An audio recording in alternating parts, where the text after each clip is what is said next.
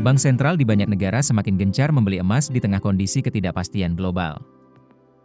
Dalam beberapa bulan ke depan, penambahan cadangan emas hampir seluruh bank sentral di dunia diprediksi terus meningkat. Namun, permintaan yang besar tidak diimbangi dengan kenaikan pasokan yang signifikan.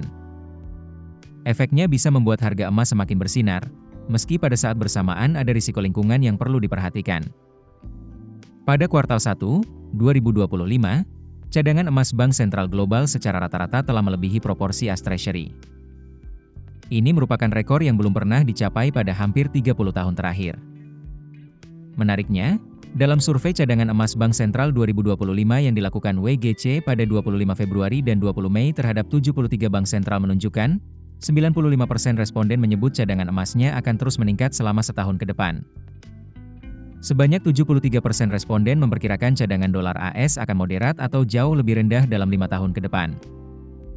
Sementara pangsa mata uang lain, seperti euro dan renminbi, serta emas, akan meningkat selama periode yang sama.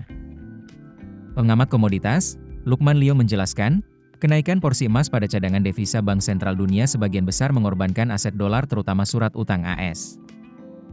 Di sepanjang 2024 Bank Sentral Polandia paling banyak membeli emas hingga 90 ton. Pada saat yang sama, Bank Sentral Cina hanya membeli 44 ton emas.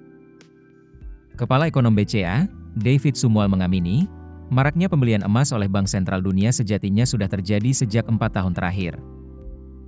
Kepala Ekonom Bank Permata, Joshua Pardede menyatakan, peningkatan porsi emas pada cadangan devisa Bank Sentral Global adalah sinyal penataan ulang risiko. Joshua memproyeksikan, kecenderungan peningkatan alokasi pada emas diperkirakan masih berlanjut, tetapi lajunya bisa lebih bergerak dinamis. Joshua menghitung-hitung, jika lebih banyak bank sentral menaikkan porsi emas beberapa poin dari total cadangan saat ini, akan terjadi penambahan permintaan hingga ratusan ton per tahun. Joshua mengungkapkan melonjaknya harga juga memperluas penambangan ilegal di Amerika Latin, yang merusak lingkungan dan kerap di luar standar tata kelola. Lukman Liong menambahkan, posisi pasokan dan permintaan emas paling ketat dari semua komoditas yang ada. Sederhananya, semua pasokan yang ada di pasar sudah pasti akan terserap. Seiring dengan permintaan yang terus meningkat diikuti dengan pertumbuhan pasokan yang hampir tidak ada, banyak bank-bank sentral sekarang mulai membeli langsung dari penambang-penambang kecil. Keputusan bisnis terbaik datang dari data, bukan tebakan. Mudah berlangganan Business Insight dengan subscribe with Google.